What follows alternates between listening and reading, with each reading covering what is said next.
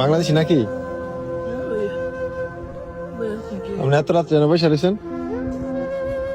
এই তো ভাইয়া, থাকার জায়গা নাই, থাকার জায়গা নাই। আজকে অনেকদিন হয়েছে বাইরে বাইরে ঘুরতেছি।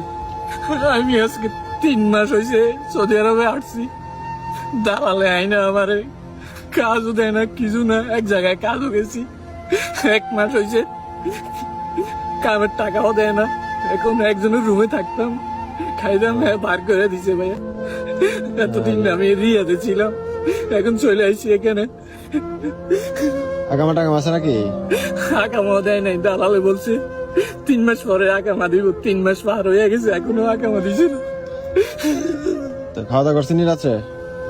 না ভাইয়া, এই দেখে আমার কাছে 5টা টাকা ছিল, তুই সকালে কি খাবো? এই দেখেন কবুজ ভাইয়া, একটা কবুজ খাইছি আর এই কটা কবুজ রাখি রাখছি, সব তো হয়ে গেছে ভাইয়া ঘরের মধ্যে। তো আপনার কাইন্দেন না, কাইন্দেন